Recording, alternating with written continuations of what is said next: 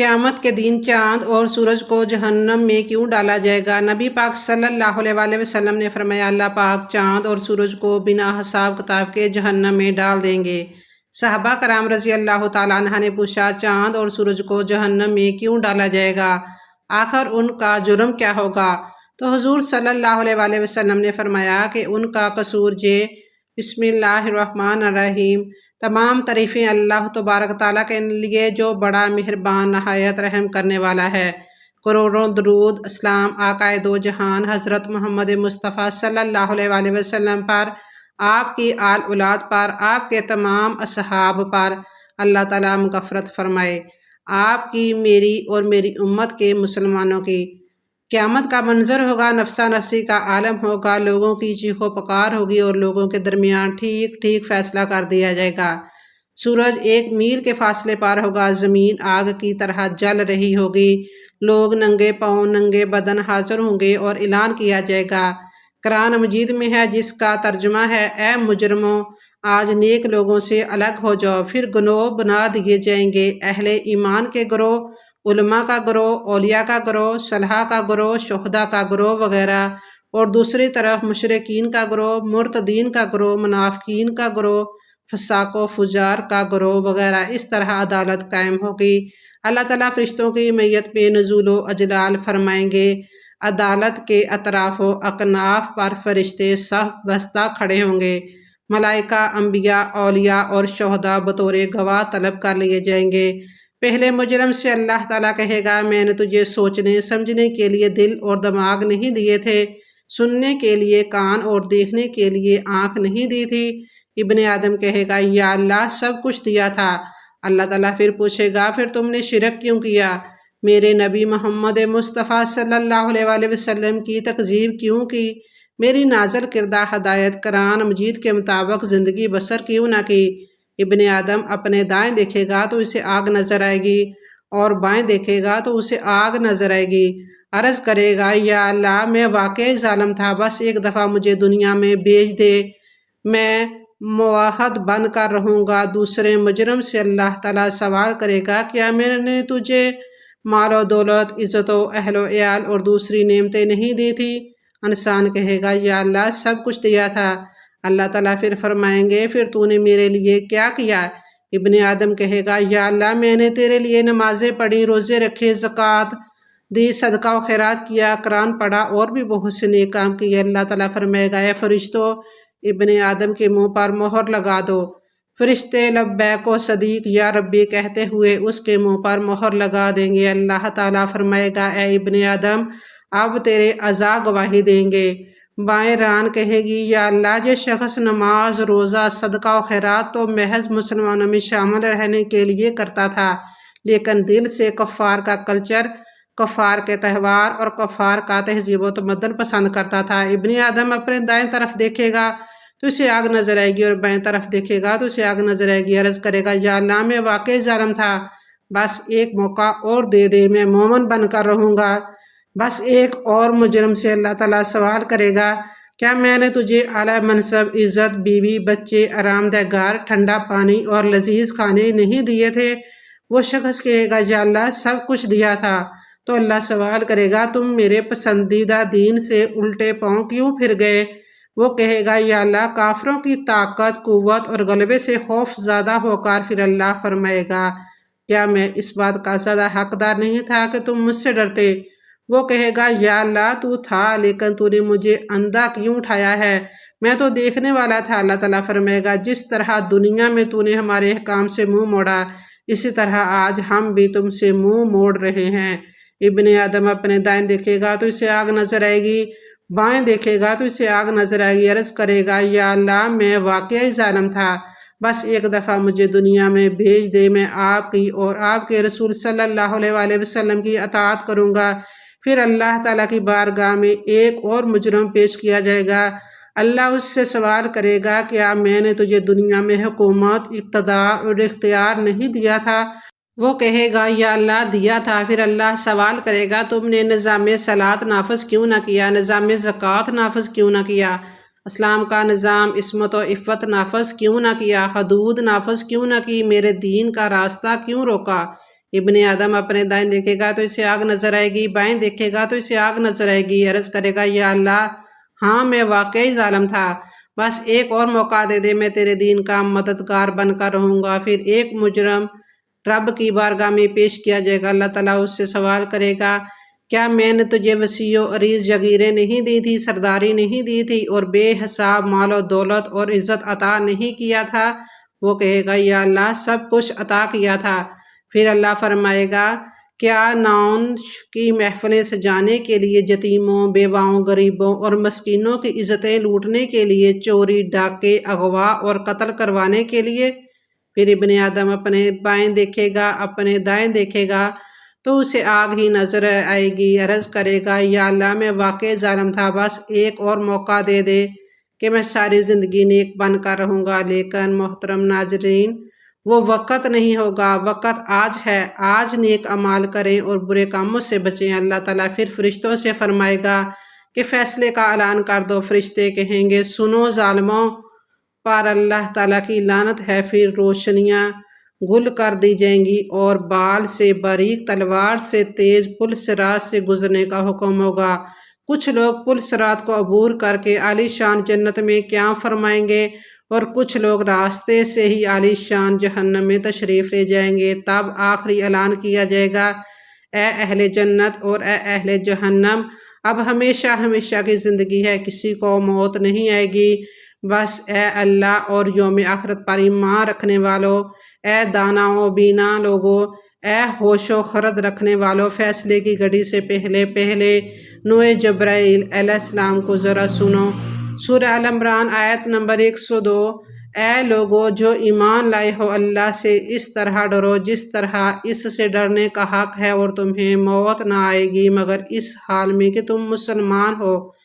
محترم ناظرین، مرنے کے بعد انسان کو پیش آنے والے مراحل جن میں برزخ، نفخ سور، نشور، حشر، حساب، میزان اور پل صراط وغیرہ شامل ہے، کس قدر کٹھن اور مشکل ہوں گی اس کا اندازہ درج ذیل آیات سے لگایا جا سکتا ہے۔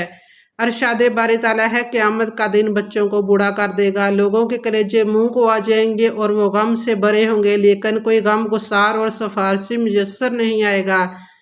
اس روز کے عذاب سے بچنے کے لیے مجرم چاہے گا کہ اپنی اولاد، اپنی بیوی، اپنے بھائی، اپنے خاندان کو جو اس کا سہارا تھے، حتیٰ کہ روئے زمین کی ہر چیز کو فدیہ میں دے دے، لیکن ایسا ممکن نہیں ہوگا۔ اس روز دیدیں پتھرا جائیں گی، چاند گہنا جائے گا، سورج اور چاند ملا دیے جائیں گے، انسان کہے گا آخر کہاں بھاگ کے جائے۔ اس روز کوئی جائے پناہ نہیں ملے گی۔ اس روز ظالم افسوس اور ندامت سے اپنے ہاتھ کاٹ کر کھائے گا تو کہے گا اے کاش میں نے رسول اکرم صلی اللہ علیہ وسلم کا راستہ اپنایا ہوتا، ہائے میری بدبختی، میں نے فلاں گمراہ آدمی کو اپنا دوست نہ بنایا ہوتا۔ تو حدیث بھی ملاحظہ فرمایا انسان کی پیدائش سے لے کر موت تک جتنی بھی تکلیفیں انسان پر آتی ہیں، موت کی تکلیف ان سب سے زیادہ ہے، اور موت کے بعد آنے والے مراحل کی تکلیف موت سے بھی کہیں زیادہ ہے۔ لوگ اپنی قبروں سے ننگے پاؤں، ننگے بدن اور بے ختنہ اٹھائے جائیں گے۔ حضرت عائشہ صدیقہ رضی اللہ تعالیٰ عنہا نے عرض کیا یا رسول اللہ صلی اللہ علیہ وسلم، کیا لوگ ایک دوسرے کی طرف دیکھیں گے نہیں؟ تو آپ صلی اللہ علیہ وسلم نے فرمایا اس روز کی مصیبت اتنی زیادہ ہوگی کہ کسی شخص کو کسی دوسرے کی طرف دیکھنے کا ہوش ہی نہیں ہوگا۔ میدان حشر میں جہاں لوگ ننگے پاؤں، ننگے بدن ہوں گے، سورج 1 میل کے فاصلے پر لے آیا جائے گا، لوگ اپنے اپنے اعمال کے مطابق پینے میں ڈوبے ہوئے ہوں گے، کوئی ٹخنوں تک، کوئی گھٹنوں تک، کوئی کمر تک، اور کسی کو پسینے کی منہ میں لگام آئی ہوئی ہوگی۔ حشر کا دن 50,000 سال کے برابر ہوگا۔ لوگوں کو حشر میں اتنی تکلیف اور پریشانی ہوگی جس کی وہ طاقت نہیں رکھتے ہوں گے اور برداشت نہیں کر پائیں گے۔ ایک آدمی کو پسینے کی لگام آئی ہوگی اور وہ دعا مانگے گا یا رب اس مصیبت سے نجات دے دے، خواہ جہنم میں ہی بھیج دے۔ ان آیات اور احادیث سے یہ اندازہ لگانا مشکل نہیں کہ مرنے کے بعد پیش آنے والے مراحل کس قدر کٹھن اور تکلیف دہ ہوں گے کہ نہ تو احاطہ تحریر میں لائے جا سکتے ہیں، نہ زبان سے بیان کیے جا سکتے ہیں۔ جب ساری مخلوق میدان حشر میں پہنچ جائے گی تو اعلان کیا جائے گا مجرموں آج کے روز الگ ہو جاؤ نیک لوگوں سے۔ سیدنا ابن عباس رضی اللہ تعالیٰ عنہ فرماتے ہیں سورج اور چاند اور ستاروں کو لپیٹ کر بے نور کر کے سمندروں میں ڈال دیا جائے گا اور پھر مغربی ہوائیں چلیں گی اور آگ لگ جائے گی، جبکہ ایک حدیث میں ہے کہ اس کو تہہ کر کے جہنم میں ڈال دیا جائے گا۔ امام بخاری رحمۃ اللہ علیہ نے حضرت ابو ہریرہ رضی اللہ تعالیٰ عنہ سے روایت کیا ہے کہ سورج اور چاند دونوں کو قیامت کے دن لپیٹ دیا جائے گا۔ امام بخاری نے کہا کہ ان کو لپیٹ کر دوزخ میں پھینک دیا جائے گا، جبکہ حضرت حسن بصری نے کہا کہ ان دونوں کا کیا گناہ ہے جو ان کو لپیٹ کر دوزخ میں پھینک دیا جائے گا۔ ابو سلمہ نے کہا کہ میں تم کو رسول اللہ صلی اللہ علیہ وآلہ وسلم کی حدیث بیان کر رہا ہوں اور تم اس پر اعتراض کر رہے ہو کہ ان کا گناہ کیا ہے۔ امام ابو یعلا نے اس حدیث کو حضرت انس رضی اللہ تعالیٰ عنہ سے روایت کیا ہے اور اس میں یہ اضافہ بھی کیا ہے کہ سورج کو چاند کو دوزخ میں اس لیے پھینکا جائے گا تاکہ کرنے والے ان کو انجام دیکھ لیں۔ ایک اور روایت میں ہے کہ رسول خدا صلی اللہ علیہ وآلہ وسلم فرماتے ہیں کہ سارے ستارے اور جن جن کی اللہ کے سوا عبادت کی گئی سب جہنم میں گرا دیے جائیں گے، صرف حضرت عیسیٰ علیہ السلام اور بی بی مریم علیہ السلام بچ جائیں گے۔ اگر یہ بھی اپنی عبادت سے خوش ہوتے تو یہ بھی جہنم میں داخل کر دیے جاتے۔ مروی ہے کہ اس میں کوئی شک نہیں کہ سورج اور چاند بھی وہ چیزیں تھیں کہ جن کی لوگ اللہ کے سوا پوجا کیا کرتے تھے، حالانکہ وہ دونوں جمادات میں سے ہیں اور وہ آگ میں داخل ہونے کے بعد بھی عذاب میں مبتلا نہیں ہوں گے، اور وہ اس میں صرف اس لیے داخل ہوں گے تاکہ ان کی پوجا کرنے والے لوگ ذلیل و خوار ہوں، اس لیے نہیں کہ یہ دونوں گناہ گار ہیں، جیسا کہ اس بارے میں فرمان ہے کہ اگر وہ دونوں معبود ہوتے تو آگ میں داخل نہ ہوتے اور وہ سب اس میں ہمیشہ رہیں گے۔ اور یہی بات ان پتھروں کے بارے میں بھی صادق ہے جنہیں اللہ تبارک تعالیٰ نے جہنم کی لکڑی بنا دیا۔ محترم ناظرین، سورج کا حجم اس قدر ہے کہ ماہرین فلکیات بتاتے ہیں کہ سورج کا حجم زمین کے حجم سے 13 لاکھ گنا بڑا ہے۔ چونکہ زمین سے بہت دور ہے اس لیے بظاہر چھوٹا نظر آتا ہے۔ سورج زمین سے 9 کروڑ 30 لاکھ میل کے فاصلے پر واقع نظر آتا ہے۔ عرب کے بعض پرانے مشرک سورج اور چاند اور بعض ستاروں کی پرستش کرتے تھے، اس میں خاص قسم کی روحانیت مان کر اس سے حاجتیں طلب کرتے تھے۔ ابھی بھی پرانے بائبلیوں کے ہاں ستاروں کے نام پر مندر بنائے ہوئے ہیں، کوئی زہرہ کا مندر ہے، کوئی سورج کا مندر ہے، اور مصریوں میں بھی ستارہ پرستی پائی جاتی تھی، بلکہ حضرت ابراہیم علیہ السلام کے زمانے میں ستارہ پرست زیادہ تعداد میں تھے، یہ ستاروں کو معبود مان کر ان سے حاجت روائی کرتے تھے۔ آج کے ستارہ پرست بھی ستاروں میں کرشمہ مانتے ہیں۔ محترم ناظرین، بہرحال سورج بہت بڑا سیارہ ہے۔ قیامت کے دن سور پھونکا جائے گا تو سورج کی روشنی ختم کر دی جائے گی، جس طرح چادر لپیٹ دی جاتی ہے۔ سورج ایک ٹکیا کی مانند رہ جائے گا، مگر بعد میں ٹکیا بھی باقی نہیں رہے گی۔ یہ تو سورج کا حال ہوگا، زمین تو اس کے مقابلے میں بہت چھوٹی سی ہے۔ اسی سے اندازہ لگایا جا سکتا ہے کہ قیامت کے روز زمین کی کیا حالت ہوگی۔ محترم ناظرین، قرآن میں یہ بات اللہ نے بیان کی ہے کہ جب قیامت آئے گی تو سورج بے نور کر دیا جائے گا، اس کی روشنی لپیٹ دی جائے گی۔ بعض روایاتوں میں آتا ہے کہ سورج اور چاند دونوں کو توڑ پھوڑ کر جہنم میں پھینک دیا جائے گا اور ان کی روشنی ختم ہو جائے گی، بلکہ بعض مفسرین نے یہ کہا ہے کہ جب سورج کو سمندر میں پھینکا جائے گا تو اس سے سمندر کھول اٹھے گا اور پھر آگ میں تبدیل ہو جائے گا، اور اس وقت پہاڑ بھی جلائے جائیں گے۔ آج جو پہاڑ بڑے مضبوط نظر آتے ہیں ان میں صرف زلزلے کے وقت تھوڑا بہت تغیر نظر آتا ہے، ورنہ وہ تمام حادثات سے صحیح سلامت گزر جاتے ہیں۔ قیامت کے روز یہی ناقابل تسخیر پہاڑ ان کے گالوں کی طرح اڑتے پھرتے نظر آئیں گے۔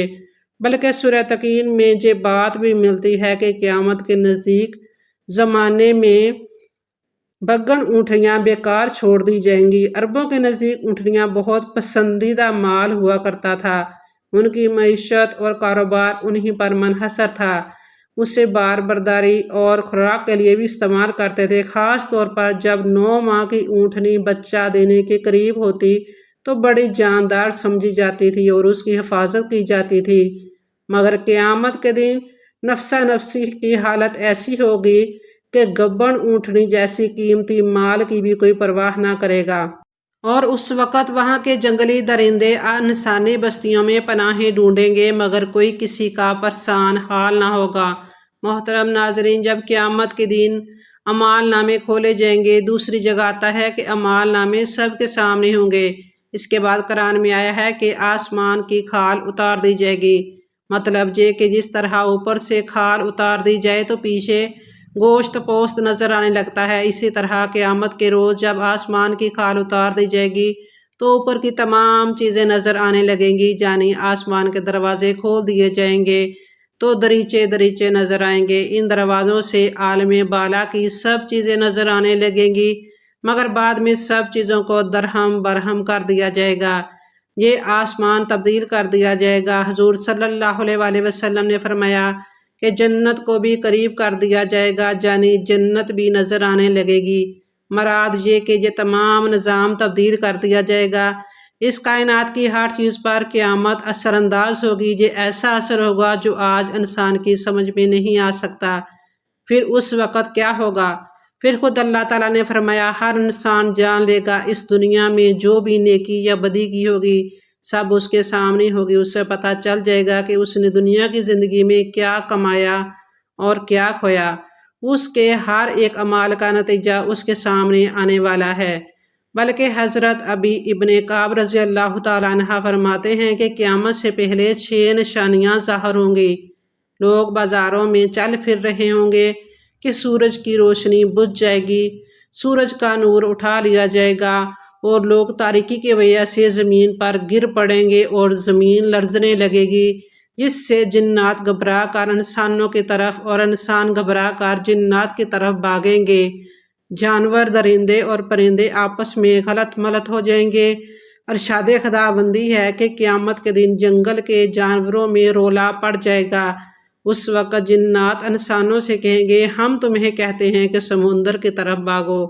جب وہ وہاں پہنچیں گے تو انہیں آگ ہی آگ نظر آئے گی جس سے شعلے اٹھ رہے ہوں گے، لوگ آہو پکا کر رہے ہوں گے، اور ابھی وہ آہو پکار کر ہی رہے ہوں گے کہ اچانک زمین پھٹ کر 7ویں آسمان سے جا لگے گی اور آسمان پھٹ کر 7ویں آسمان سے جا ملے گا۔ تب ان میں ایک ایسی ہوا چلے گی جو انہیں موت کی آغوش میں سلا دے گی۔ حضرت ابن مسعود رضی اللہ تعالیٰ عنہ فرماتے ہیں کہ آسمان کی حالت تبدیل ہوتی رہے گی، آسمان پھٹتا رہے گا اور اس کے احوال تبدیل ہوتے رہیں گے۔ امام قرطبی رحمۃ اللہ علیہ فرماتے ہیں کہ قیامت کے دن لوگوں کو اندھیرے میں اٹھایا جائے گا اور آسمان کو لپیٹا جا چکا ہوگا، ستارے جھڑ جائیں گے، سورج اور چاند ختم ہو جائیں گے اور ایک منادی آواز دے گا، لوگ اس دن اس کی آواز کے پیچھے دوڑیں گے۔ حضور اقدس صلی اللہ علیہ وسلم نے فرمایا جب میں جنت میں داخل ہوں گا اور اپنے رب کو دیکھوں گا تو اس کے سامنے سجدہ ریز ہو جاؤں گا، اللہ تعالیٰ مجھے اپنی تعریف اور بزرگی بیان کرنے کی ایسی اجازت دیں گے جو اپنی مخلوق میں سے کسی کو نہیں دیں گے۔ پھر اللہ تعالیٰ فرمائیں گے یا محمد اپنا سر اٹھائیں، شفاعت کریں، آپ کی شفاعت قبول ہوگی۔ آپ سوال کریں گے، آپ کو ادا کیا جائے گا۔ جب میں اپنا سر اٹھاؤں گا تو اللہ تعالیٰ استفسار فرمائیں گے کہ کیا آپ کیا چاہتے ہیں، حالانکہ اللہ تعالیٰ خوب جانتے ہیں کہ میں کیا عرض کروں گا۔ یا اللہ، آپ نے مجھ سے شفاعت کا وعدہ فرمایا تھا، پس آپ میرے امتیوں کے حق میں میری شفاعت قبول فرمائیں گے تاکہ وہ جنت میں داخل ہو سکیں۔